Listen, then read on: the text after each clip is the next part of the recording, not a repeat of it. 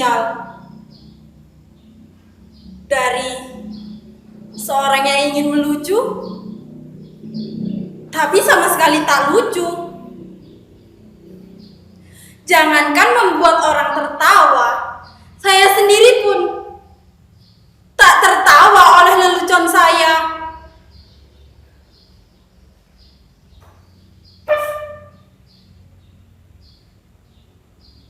Mungkin kalian menyangka menjadi badut adalah pekerjaan yang gampang.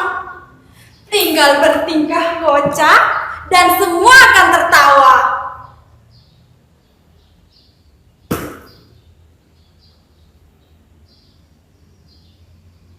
Bila kalian menjadi saya, kalian akan mengerti.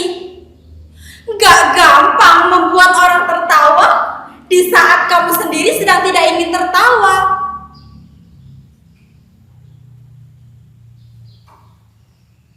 Apalagi di zaman ketika orang-orang mudah tersinggung dan marah, membuat lelucon tidaklah semudah yang kalian bayangkan.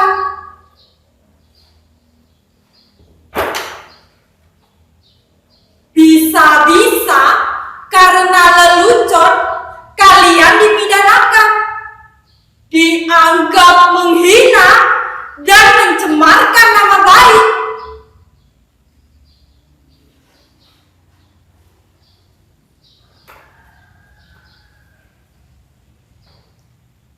Kawan baik saya, seorang pelawak, dipenjara karena membawakan lelucon yang dianggap menghina. Dia bercerita tentang seorang yang memanjat pohon kelapa di jam 10 pagi. Dari atas pohon kelapa, dia memanjangkan azan subuh. Tentu saja itu membuat warga kampung berbondong-bondong mendatangi orang itu. Mereka berteriak-teriak marah, menghujatnya, bahkan ada yang ingin membunuhnya.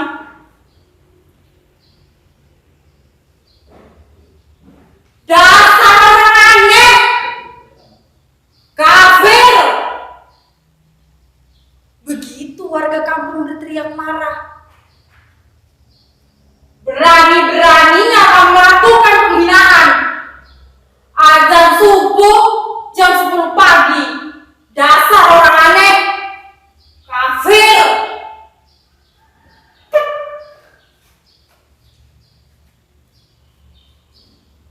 Loh, yang aneh siapa? Yang kafir siapa? Saya azan subuh jam 4 di masjid, gak ada seorang pun yang datang. Giliran saya azan subuh jam 10 pagi, kok pada berbondong-bondong datang. Yang gak taat siapa? Yang aneh siapa? Yang kafir siapa?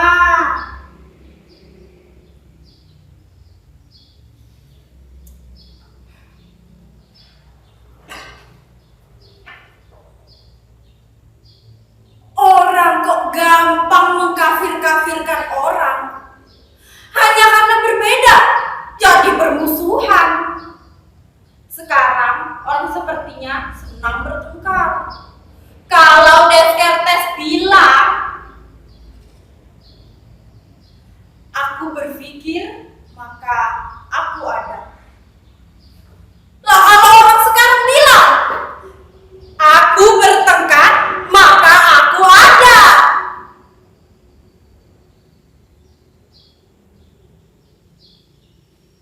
Pertengkaran menjadi komoditi, diperjualbelikan, bahkan diberi pembenaran atas nama keyakinan. Ayat-ayat digunakan untuk kepentingan kekuasaan.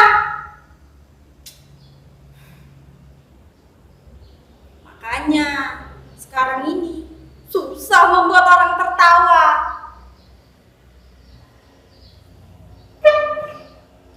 Saya jadi badut meneruskan pekerjaan bapak saya karena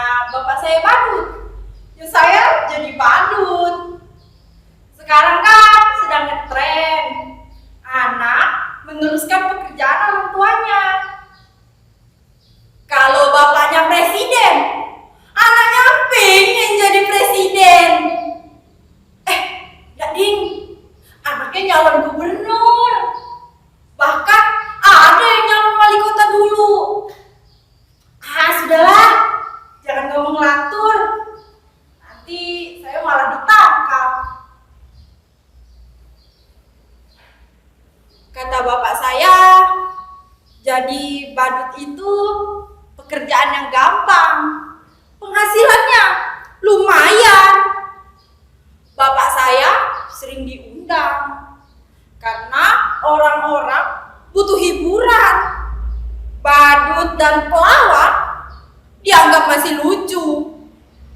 Lah kalau sekarang pelawak aja kalah lucu kok sama politikus.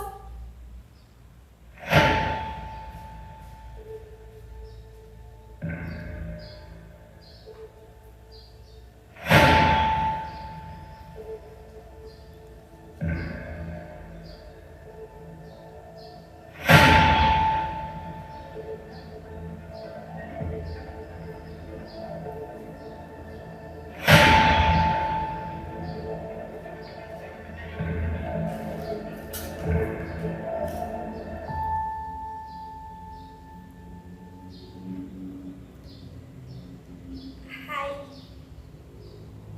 Aduh, aku nggak nyangka kamu datang.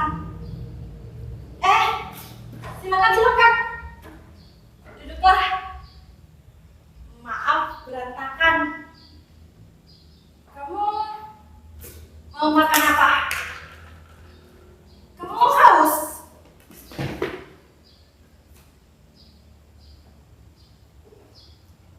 Kamu nggak lapar kan? Kamu nggak haus kan? Syukurlah. Kebetulan saya lagi nggak punya apa-apa. Tapi bisa pesen GoFood kok. Tapi kamu yang bayar ya. Yang datang pacar saya. Loh, jangan tersenyum mengejek begitu. Badut kayak saya ini juga manusia. Bisa falling in love dan punya pacar. Coba lihat, tampan kan? Namanya Dilan. Lengkapnya Dilan Dahuta.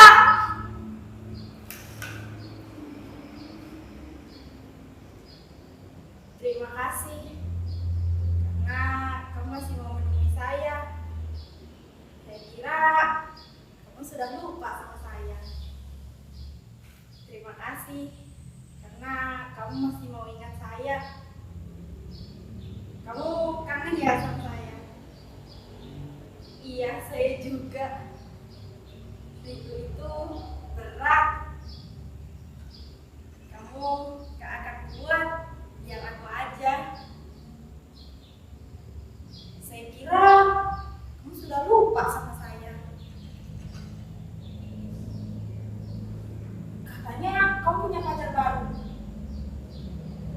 Lebih cantik, lebih kaya. Tapi apapun yang terjadi, aku tetap cinta sama kamu. Sumpah, I love you, I miss you. Boleh aku peluk kamu? Boleh aku cium kamu?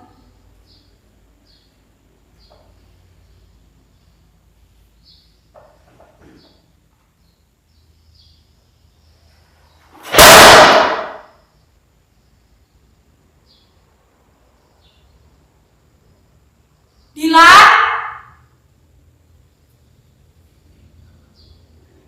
Dilan?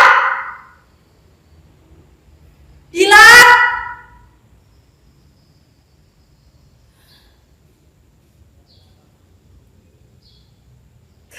Ternyata hanya hayalan saya saja. Saya nggak punya pacar. Saya baru jomblo. Coba kalian bayangkan betapa sialnya saya. Sudah jadi badut, jomblo pula. Sungguh ambiar nasib saya. Itulah kenapa saya bilang jadi badut itu berat. Kamu gak akan kuat, biar saya aja.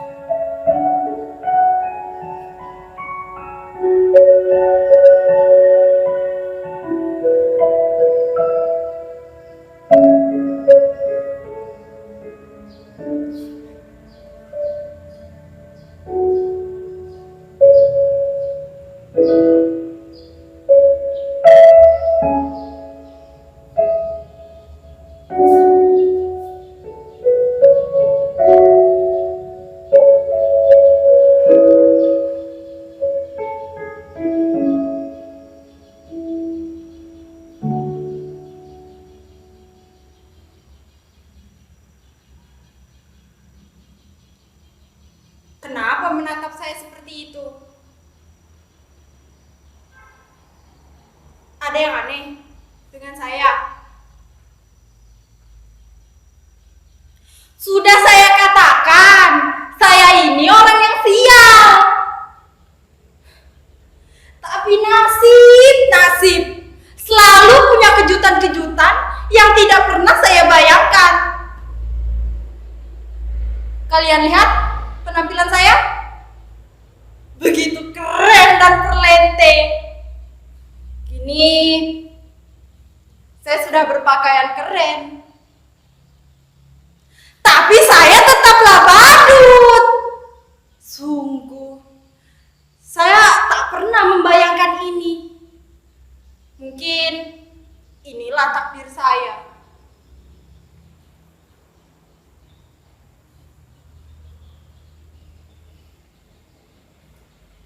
Suatu hari saya diundang untuk menghibur kampanye partai. Menurut saya, penampilan saya biasa-biasa saja. Sama sekali tak lucu. Tapi semua orang yang hadir di sana tertawa terbahak-bahak. Saya hanya menjentik-jentikan jari seperti ini. Semua orang tertawa. Saya hanya menggoyang-goyangkan pinggul.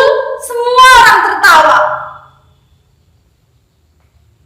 Bahkan ketika saya hanya berdiri diam, semua orang makin tertawa terbahak-bahak.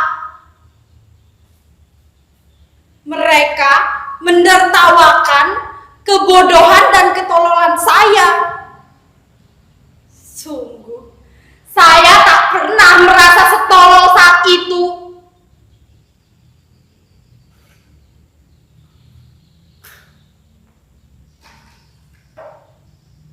Suatu hari, saya diundang di hiburan kampanye partai. Di sana, pemimpin partai itu mendatangi saya, menjabat tangan saya, memuji-muji saya. Katanya, saya adalah sosok yang berkarisma. Saya punya bakat menjadi pemimpin. Itulah kekuatan seorang pemimpin. Katanya, sekarang ini menjadi pemimpin gak perlu cerdas atau pintar. Yang penting kamu disukai banyak orang. Demokrasi membuat seseorang menjadi pemimpin bukan lantaran kecerdasannya, tapi karena kemampuannya disukai banyak orang. Semakin banyak orang menyukaimu, memujamu, maka kamu akan jadi pemimpin. Kamu boleh bohong atau ngibul sesukamu. Yang penting orang tetap percaya kamu dan menyukai kamu. Dan kamu punya bakat besar seperti itu. Orang menertawaimu karena mereka menyukaimu. Orang seperti kamulah yang dibutuhkan oleh partai. Saat itu, saya didandani seperti ini, berpakaian necis, didaftarkan ikut pilkada. Padahal saya nggak tahu apa itu pilkada. Saya bahkan nggak tahu bedanya pilkada dan pilkabe. Tapi ada yang bilang pilkabe itu nggak boleh coba-coba buat anak. Kalau pilkada boleh coba-coba buat anak. Makanya banyak anak pejabat yang coba-coba ikut pilkada.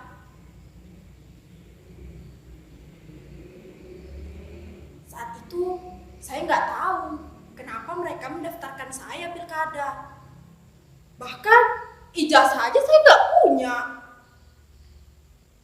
Tapi mereka bilang,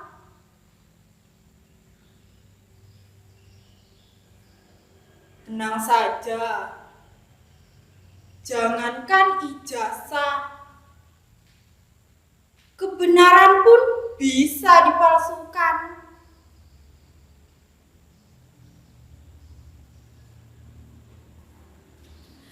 Dan betapa sialnya saya menang pilkada.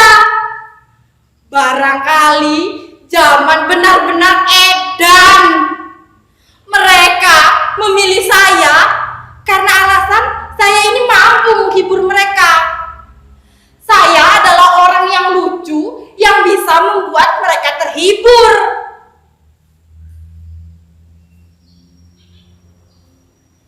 Ketika saya jadi badut,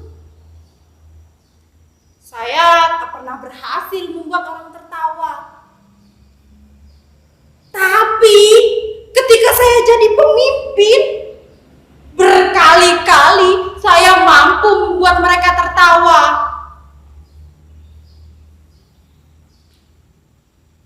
Itulah kenapa saya bilang,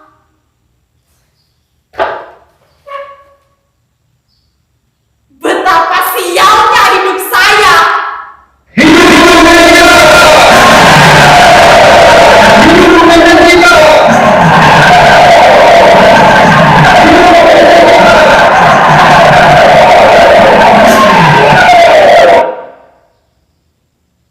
Dulu saya menjadi badut. Sekarang ketika menjadi pemimpin, saya tetap menjadi badut. Badut yang bisa mereka atur, badut yang bisa membuat mereka terhibur. Itulah kenapa saya bilang, saya ini adalah badut yang sial. Percayalah, jadi badut itu berat. Kalian gak akan kuat. Biar para pemimpin